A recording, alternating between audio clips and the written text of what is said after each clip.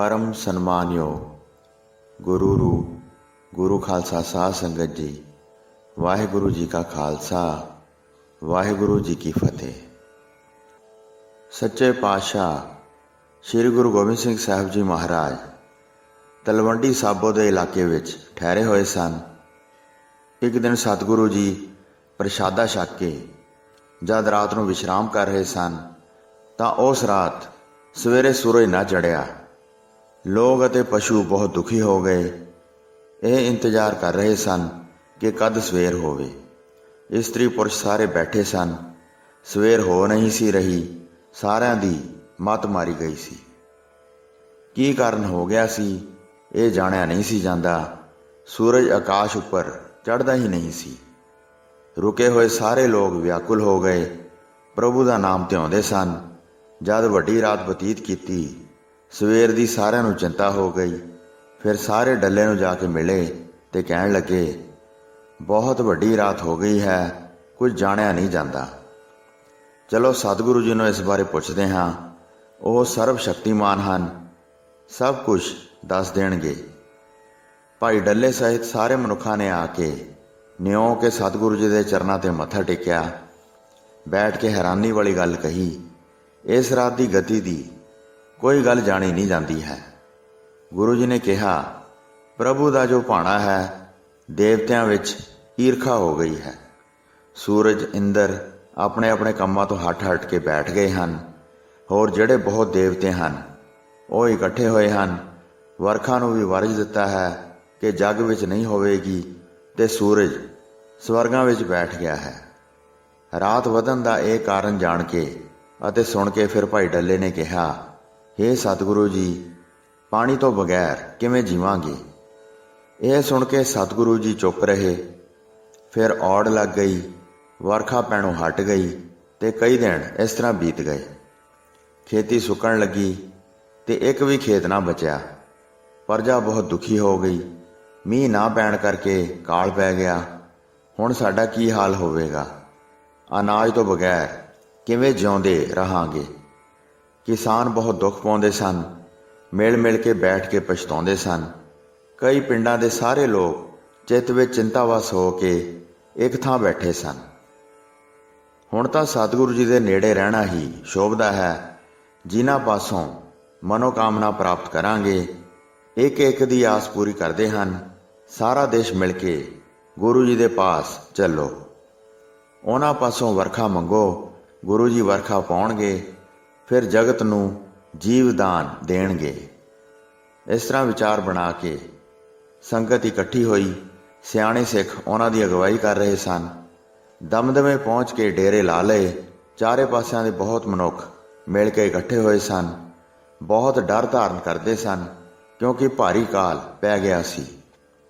सारे आके गुरु जी दे चार चुफेरे खड़े हो गए। बंदना कर कर चारे पासे खड़े हुंदे जांदे सन।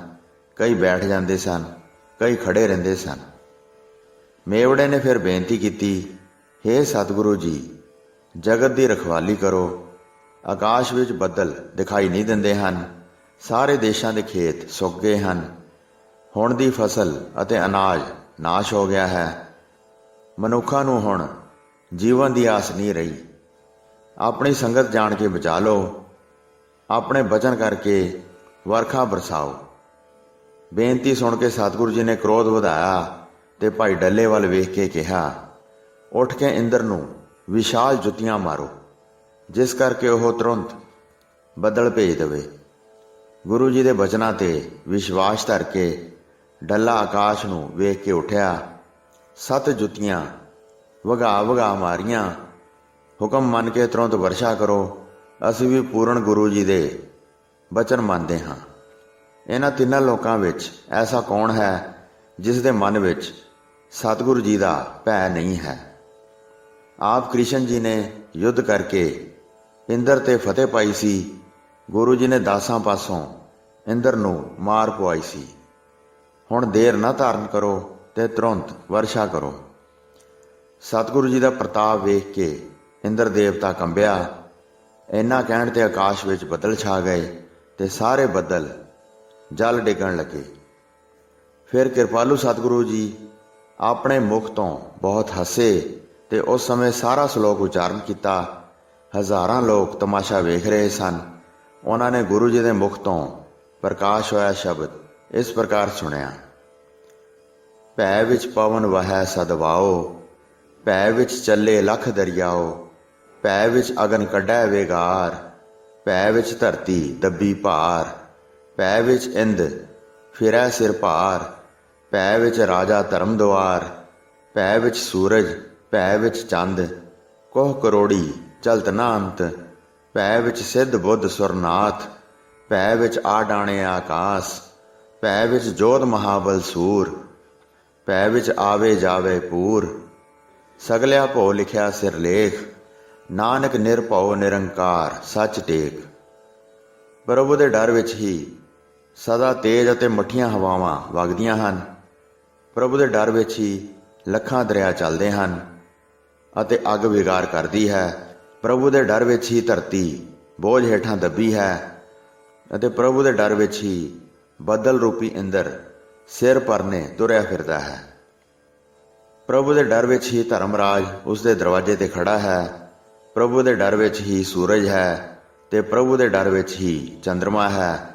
ਉਹ ਕਰੋੜਾਂ ਹੀ ਮੀਲ ਬਿਨਾਂ ਕਿਸੇ ਓੜਕ ਦੇ ਤੁਰਦੇ ਹਨ। ਪ੍ਰਭੂ ਦੇ ਡਰ ਵਿੱਚ ਹੀ ਸਿੱਧ ਬੁੱਧ ਦੇਵਤੇ ਅਤੇ ਯੋਗੀ ਹਨ। ਪ੍ਰਭੂ ਦੇ ਡਰ ਵਿੱਚ ਹੀ ਆਕਾਸ਼ ਤਣਿਆ ਹੋਇਆ ਹੈ। ਪ੍ਰਭੂ ਦੇ ਡਰ ਵਿੱਚ ਹੀ ਯੋਧੇ ਅਤੇ ਪਰਮ ਸੂਰਬੀਰ ਹਨ। ਪ੍ਰਭੂ ਦੇ ਡਰ ਵਿੱਚ ਹੀ ਲੱਖਾਂ ਆਉਂਦੇ ਅਤੇ ਲੱਖਾਂ ਜਾਂਦੇ ਹਨ। ਪ੍ਰਭੂ ਨੇ ਆਪਣੇ ਡਰ ਦਾ ਸਾਰਿਆਂ ਦੇ ਸਿਰਾਂ ਉੱਪਰ ਆਪਣਾ ਲੇਖ ਲਿਖਿਆ ਹੋਇਆ ਹੈ। ਸ਼੍ਰੀ ਗੁਰੂ ਨਾਨਕ ਦੇਵ ਜੀ ਫਰਮਾਉਂਦੇ ਹਨ, ਸੱਚਾ ਸਰੂਪ ਰਹਿਤ ਇੱਕ ਪ੍ਰਭੂ ਹੀ ਡਰ ਰਹਿਤ ਹੈ। ਇਹ ਸ਼ਲੋਕ ਸਭ ਨੂੰ ਪੜ੍ਹ ਕੇ ਸੁਣਾਇਆ। ਸਾਰੀ ਸੰਗਤ ਦੇ ਮਨ ਵਿੱਚ ਇਹ ਸ਼ਲੋਕ ਚੰਗਾ ਲੱਗਾ। ਫਿਰ ਬਹੁਤ ਵਰਖਾ ਪੈਣ ਲੱਗੀ ਤੇ ਉਸ ਸਮੇਂ ਸਾਰੇ ਮਨੁੱਖ ਆਪਣੇ ਘਰਾਂ ਨੂੰ ਚਲੇ ਗਏ। ਉਹ ਗੁਰੂ ਜੀ ਦਾ ਸ੍ਰੇਸ਼ਟ ਜਸ ਕਹਿੰਦੇ ਜਾਂਦੇ ਸਨ। ਉਹ ਮਨੁੱਖ ਮੂਰਖ ਹਨ ਜਿਹੜੇ ਇਹਨਾਂ ਨੂੰ ਨਹੀਂ ਮੰਨਦੇ ਹਨ। ਸਾਰਾ ਦੇਸ਼ ਕਾਲ ਰਹਿਤ ਹੋ ਗਿਆ। ਆਪਣੇ ਹਰੇ ਭਰੇ ਖੇਤਾਂ ਨੂੰ ਵੇਖ ਕੇ ਨਿਹਾਲ ਹੁੰਦੇ ਸਨ। ਅਨੇਕ ਪ੍ਰਕਾਰ ਦਾ ਅਨਾਜ ਪੈਦਾ ਹੋਇਆ। ਜਿੱਥੇ ਕਿਥੇ ਗੁਰੂ ਜੀ ਦੇ ਪ੍ਰਤਾਪ ਨੂੰ ਵੇਖਦੇ ਸਨ। ਸਤਿਗੁਰੂ ਜੀ ਨਿਤ ਸ਼ਿਕਾਰ ਦੇ ਬਹਾਨੇ ਚੜ੍ਹਾਈ ਕਰਦੇ ਸਨ ਤੇ ਦੂਰ ਦੂਰ ਤੱਕ ਸਥਾਨ ਵੇਖਣ ਵਾਸਤੇ ਜਾਂਦੇ ਸਨ। ਉਹਨਾਂ ਨੇ ਸਾਰਾ ਮਾਲਵਾ ਦੇਸ਼ ਫਿਰ ਕੇ ਗਾਇਆ। ਇੱਧਰ ਉੱਧਰ ਦੇ ਮਨੁੱਖਾਂ ਨੂੰ ਵੇਖਦੇ ਸਨ। ਇੱਕ ਦਿਨ ਸਤਿਗੁਰੂ ਜੀ ਨੇ ਬੈਠ ਕੇ ਬਚਨ ਕੀਤਾ, ਇਹ ਦੇਸ਼ ਮਹਾਨ ਦਇਆਵਾਨ ਹੈ। ਸਿੱਖੀ ਭਾਵ ਇਹਨਾਂ ਵਿੱਚ ਵੱਡੇ ਤੋਂ ਵੱਡਾ ਹੈ।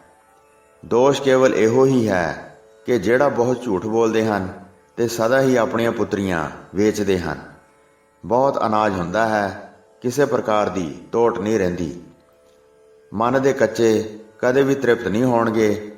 ਧਨ ਦੀ ਤ੍ਰਿਸ਼ਨਾ ਵਿੱਚ ਰਚੇ ਹੋਏ ਹਨ। ਬਚਨ ਨਹੀਂ ਮੰਨਦੇ ਹਨ ਤੇ ਬੁੱਧੀ ਦੇ ਮਾਰੇ ਹੋਏ ਰਹਿੰਦੇ ਹਨ। ਇਹ ਮੂਰਖ ਆਪਣਾ ਭਲਾ ਨਹੀਂ ਜਾਣਦੇ। ਖਾਣ ਲਈ ਭੇਸ ਬਣਾਉਂਦੇ ਹਨ। ਸਿੱਖੀ ਦੇਸ਼ ਤੋਂ ਪਰੇ ਹਨ। ਮਤਲਬ ਹੀ ਇਹਨਾਂ ਦੀ ਪਾਤਸ਼ਾਹੀ ਹੈ, ਭਾਵ ਗੌਂ ਦੇ ਯਾਰ ਹਨ। ਰਾਜ ਪਾਉਣ ਤੋਂ ਬਿਨਾਂ ਹਨ। ਇੱਕ ਵਾਰ ਸਾਰੇ ਦੇਸ਼ ਵਿੱਚ ਗਰਜ ਕੇ ਭਾਰੀ ਤਾਪ ਚੜ੍ਹਨ ਲੱਗਾ। ਸਾਰੇ ਦੁਖੀ ਸਨ। ਸਰੀਰ ਥਰ ਥਰ ਕੰਬਦੇ ਸਨ। ਪੀਲੇ ਚਿਹਰੇ ਦਿਨ ਰਾਤ ਦੁੱਖ ਬਰਦਾਸ਼ਤ ਕਰਦੇ ਸਨ। ਕੁਝ ਖਾਧਾ ਨਹੀਂ ਸੀ ਜਾਂਦਾ। ਕੇਵਲ ਪਾਣੀ ਪੀਂਦੇ ਸਨ ਤੇ ਮਹਾਨ ਦੁਰਬਲ ਹੋ ਕੇ ਪਏ ਰਹਿੰਦੇ ਸਨ। ਭਾਈ ਡੱਲੇ ਨੇ ਗੁਰੂ ਜੀ ਦੇ ਪਾਸ ਆ ਕੇ ਇਸ ਤਾਪ ਦੀ ਵਿਥਿਆ ਸੁਣਾਈ। ਕਹਿਣ ਲੱਗਾ, ਮਹਾਰਾਜ ਜੀ ਕੋਈ ਯਤਨ ਦੱਸੋ, ਆਪਣੇ ਜਾਣ ਕੇ ਇਸ ਤਾਪ ਨੂੰ ਖਤਮ ਕਰੋ। ਤੁਹਾਡੇ ਬਗੈਰ ਸਾਡਾ ਇੱਥੇ ਕੋਈ ਰਖਵਾਲਾ ਨਹੀਂ ਹੈ। ਅਸੀਂ ਤੁਹਾਡਾ ਵੱਡਾ ਆਸਰਾ ਜਾਣਿਆ ਹੈ। ਭਾਈ ਡੱਲੇ ਦੀ ਬੇਨਤੀ ਸੁਣ ਕੇ ਸਤਿਗੁਰੂ ਜੀ ਨੇ ਕਿਰਪਾ ਕੀਤੀ ਅਤੇ ਕਿਹਾ, ਤੁਰੰਤ ਇਸ ਦਾ ਉਪਾਅ ਕਰੋ। ਸਿਰ ਉੱਪਰ ਸਾਰੇ ਕੇਸ ਰੱਖੋ ਅਤੇ ਨਿਤ ਗੁਰਬਾਣੀ ਦਾ ਵਿਸ਼ੇਸ਼ ਤੌਰ ਤੇ ਪਾਠ ਕਰੋ। ਫਿਰ ਇਹ ਤਾਪ ਇਸ ਦੇਸ਼ ਵਿੱਚੋਂ ਨਿਕਲ ਜਾਏਗਾ ਜਦ ਤੁਸੀਂ ਸਾਰੇ ਗੁਰਮਤਿ ਕਰਨ ਲੱਗ ਜਾਓਗੇ। ਇਹ ਸੁਣ ਕੇ ਭਾਈ ਡੱਲੇ ਨੇ ਸਾਰਿਆਂ ਨੂੰ ਸੁਣਾਇਆ ਤੇ ਫਿਰ ਸਾਰੇ ਮਨੁੱਖ ਉਸ ਤਰ੍ਹਾਂ ਕਰਨ ਲੱਗ ਗਏ। ਆਪਣੇ ਆਪਣੇ ਪਿੰਡਾਂ ਨੂੰ ਛੱਡ ਕੇ ਆ ਗਏ ਤੇ ਦਮਦਮੇ ਰਹਿੰਦੇ ਸਨ ਤੇ ਸਾਰਿਆਂ ਨੂੰ ਗੁਰਬਾਣੀ ਪੜ੍ਹਨ ਲਾ ਦਿੱਤਾ। ਫਿਰ ਗੁਰੂ ਜੀ ਨੇ ਕਿਹਾ, ਸਾਰੇ ਸੁੱਖ ਪ੍ਰਾਪਤ ਕਰੋ ਤੇ ਪਿੰਡ ਵਿੱਚ ਧਰਮਸ਼ਾਲਾ ਬਣਾਓ। ਸਿੱਖ ਸੰਗਤ ਨੂੰ ਉਸ ਧਰਮਸ਼ਾਲਾ ਦੇ ਵਿੱਚ ਬਿਠਾਓ ਤੇ ਹਿਰਦੇ ਵਿੱਚ ਪ੍ਰੇਮ ਧਾਰ ਕੇ ਟਹਿਲ ਸੇਵਾ ਕਮਾਓ, ਸਤ ਸੰਗਤ ਦਾ ਜੋੜ ਮੇਲ ਕਰੋ ਤੇ ਗੁਰਬਾਣੀ ਪੜ੍ਹਨ ਦੀ ਮਨ ਵਿੱਚ ਵੱਡੀ ਪ੍ਰੀਤ ਧਾਰਨ ਕਰੋ। ਫਿਰ ਸੁਖ ਪ੍ਰਾਪਤ ਹੋਏਗਾ ਤੇ ਤਾਪ ਨਹੀਂ ਚੜ੍ਹੇਗਾ ਤੇ ਸੋਗ ਸੰਤਾਪ ਖਤਮ ਹੋ ਜਾਣਗੇ। ਹਿਰਦੇ ਵਿੱਚ ਡਰ ਕੇ ਸਾਰਿਆਂ ਨੇ ਗੁਰੂ ਜੀ ਦੀ ਗੱਲ ਮੰਨ ਲਈ। ਜਿਵੇਂ ਗੁਰੂ ਜੀ ਨੇ ਕਿਹਾ ਸੀ ਉਸ ਪ੍ਰਕਾਰ ਹੀ ਕੀਤਾ। ਦਇਆ ਧਰਮ ਕਰਦੇ ਸਨ ਅਤੇ ਬਾਣੀ ਪੜ੍ਹਦੇ ਸਨ ਤੇ ਉਸ ਦੇਸ਼ ਵਿੱਚ ਮਹਾਨ ਸਿੱਖੀ ਫੈਲ ਗਈ। ਫਿਰ ਸਰਹੰਦ ਦੇ ਸੂਬੇ ਨੇ ਜਦ ਗੁਰੂ ਜੀ ਬਾਰੇ ਜਾਣਿਆ ਤਾਂ ਗੁਰੂ ਜੀ ਦੇ ਉੱਥੇ ਟਿਕਣ ਕਰਕੇ ਮਹਾਨ ਦੁਖੀ ਹੋਇਆ। ਉਸਨੇ ਦੁਬਾਰਾ ਪੱਤਰ ਲਿਖ ਕੇ ਆਪਣਾ ਜ਼ੋਰ ਜਤਾਇਆ ਤੇ ਉਸ ਪੱਤਰ ਨੂੰ ਭਾਈ ਡੱਲੇ ਦੇ ਪਾਸ ਪਹੁੰਚਾਇਆ। ਦੂਤ ਉਸ ਪੱਤਰ ਨੂੰ ਲੈ ਕੇ ਕਿਲੇ ਦੇ ਵਿੱਚ ਗਿਆ। ਸਤਿਗੁਰੂ ਜੀ ਨੂੰ ਉਸ ਦੀ ਖਬਰ ਹੋ ਗਈ। ਤਦ ਸਤਿਗੁਰੂ ਜੀ ਨੇ ਇੱਕ ਸਿੱਖ ਨੂੰ ਭੇਜਿਆ ਤੇ ਕਿਹਾ, ਗੁਪਤ ਰਹਿ ਕੇ ਸੁਣੀ ਕਿ ਵਜ਼ੀਰ ਖਾਨ ਨੇ ਕੀ ਲਿਖ ਕੇ ਭੇਜਿਆ ਹੈ ਤੇ ਇਹ ਵੀ ਸੁਣੋ ਡੱਲਾ ਤਦ ਕੀ ਕਹਿੰਦਾ ਹੈ। ਨਹੀਂ ਡਰਦਾ ਹੈ ਜਾਂ ਡਰਦਾ ਹੈ। ਅੰਦਰ ਇੱਧਰ ਉੱਧਰ ਸਿੱਖ ਫਿਰਦਾ ਸੀ। ਡੱਲੇ ਨੇ ਤੁਰਕ ਦੇ ਲਿਖੇ ਪਰਵਾਨੇ ਨੂੰ ਸੁਣਿਆ। ਕਿਉਂ ਆਪਣਾ ਬੁਰਾ ਕਰਨ ਦੀ ਅਭਿਲਾਸ਼ਾ ਹੈ। ਬਾਦਸ਼ਾਹ ਦੇ ਦੁਸ਼ਮਣ ਗੁਰੂ ਜੀ ਨੂੰ ਤੂੰ ਆਪਣੇ ਪਾਸ ਰੱਖਿਆ ਹੈ। ਹੁਣ ਵੀ ਜੇ ਆਪਣੀ ਭਲਾਈ ਚਾਹੁੰਦਾ ਹੈ ਤਾਂ ਸਾਡੇ ਪਾਸ ਗੁਰੂ ਜੀ ਨੂੰ ਫੜਾ ਦੇ। ਅਸੀਂ ਵੱਡੀ ਸੈਨਾ ਭੇਜਦੇ ਹਾਂ, ਉਸ ਸੈਨਾ ਨਾਲ ਮਿਲ ਕੇ ਗੁਰੂ ਜੀ ਨੂੰ ਫੜਵਾ ਦੇ। ਨਹੀਂ ਤਾਂ ਤੈਨੂੰ ਵੱਡੀ ਸਜ਼ਾ ਦਿਆਂਗੇ। ਇਸ ਥਾਂ ਤੈਨੂੰ ਵਸਣ ਨਹੀਂ ਦਿਆਂਗੇ। ਤੇਰਾ ਨਗਰ ਲੁੱਟ ਕੇ ਉਜਾੜ ਬਣਾ ਦਿਆਂਗੇ। ਅਚਾਨਕ ਆ ਕੇ ਸਾਰਿਆਂ ਨੂੰ ਫੜ ਲਵਾਂਗੇ। ਇਹ ਸੁਣ ਕੇ ਭਾਈ ਡੱਲੇ ਨੇ ਉੱਤਰ ਲਿਖਵਾਇਆ, ਅਸੀਂ ਨਹੀਂ ਡਰਦੇ ਹਾਂ। ਜੇ ਡਰਾਉਣਾ ਚਾਹੁੰਦਾ ਹੈ, ਜਿਹੜਾ ਦਲ ਭੇਜੇਗਾ ਉਸ ਦੇ ਨਾਲ ਯੁੱਧ ਕਰਾਂਗੇ ਤੇ ਉਸ ਨੂੰ ਮਾਰ ਲੁੱਟ ਕੇ ਅੱਗੇ ਚੱਲ ਪਵਾਂਗੇ। ਜਲ ਰਹਿਤ ਰਣ ਖੇਤਰ ਵਿੱਚ ਤੇਰਾ ਵਸ ਨਹੀਂ ਚੱਲੇਗਾ। ਮੇਰਾ ਗੁਰੂ ਮੇਰੇ ਸਿਰ ਦੇ ਨਾਲ ਹੈ। ਕਿਸੇ ਵਿਧੀ ਨਾਲ ਵੀ ਉਸ ਨੂੰ ਫੜਾਂਗੇ ਨਹੀਂ ਅਤੇ ਨਾ ਹੀ ਕਿਸੇ ਨੂੰ ਫੜਨ ਦਿਆਂਗੇ। ਉਹਨਾਂ ਨੂੰ ਆਪਣੇ ਪ੍ਰਾਣਾਂ ਦੇ ਨਾਲ ਰੱਖਾਂਗੇ। ਇਸ ਪ੍ਰਕਾਰ ਡੱਲੇ ਨੇ ਉੱਤਰ ਲਿਖਵਾਇਆ ਤੇ ਵਜੀਦੇ ਦੇ ਸਾਹਮਣੇ ਤੁਰੰਤ ਭੇਜ ਦਿੱਤਾ। ਸਿੱਖਾਂ ਨੇ ਦੋਵਾਂ ਪਾਸਿਆਂ ਦੀ ਗੱਲਬਾਤ ਭਲੀ ਪ੍ਰਕਾਰ ਉਸ ਸਮੇਂ ਸੁਣ ਲਈ। ਉਹ ਸਾਰੀ ਗੱਲਬਾਤ ਉਸਨੇ ਸਤਿਗੁਰੂ ਜੀ ਦੇ ਪਾਸ ਆ ਕੇ ਸੁਣਾ ਦਿੱਤੀ। ਇਹ ਸੁਣ ਕੇ ਸੁਖਦਾਈ ਸਤਿਗੁਰੂ ਜੀ ਪ੍ਰਸੰਨ ਹੋ ਗਏ। ਕਈ ਦਿਨ ਹੋਰ ਬਤੀਤ ਕੀਤੇ। ਸਤਿਗੁਰੂ ਜੀ ਉਸ ਸਥਾਨ ਵਿਖੇ ਹੀ ਰਹਿੰਦੇ ਰਹੇ। ਸਿੱਖ ਸੰਗਤ ਬਹੁਤ ਦੂਰ ਦੂਰ ਤੋਂ ਆਉਂਦੀ ਸੀ ਤੇ ਸਤਿਗੁਰੂ ਜੀ ਦੇ ਚਰਨਾਂ ਉੱਪਰ ਸੀਸ ਝੁਕਾਉਂਦੇ ਸਨ। ਅਨੇਕਾਂ ਪ੍ਰਕਾਰ ਦੇ ਉਪਹਾਰ ਲਿਆ ਕੇ ਅਰਪਣ ਕਰਦੇ ਸਨ ਤੇ ਸਾਰੇ ਆਪਣੀਆਂ ਮਨੋਕਾਮਨਾਵਾਂ ਪੂਰੀਆਂ ਕਰਦੇ ਸਨ। ਰਾਤ ਨੂੰ 10 ਸਿੰਘਾਂ ਦਾ ਪਹਿਰਾ ਰਹਿੰਦਾ ਸੀ। ਉਹ ਪਲੰਗ ਦੇ ਨੇੜੇ ਜਾ ਕੇ ਨਿਤ ਠਹਿਰਦੇ ਸਨ। ਵਾਹਿਗੁਰੂ ਜੀ ਕਾ ਖਾਲਸਾ, ਵਾਹਿਗੁਰੂ ਜੀ ਕੀ ਫਤਿਹ।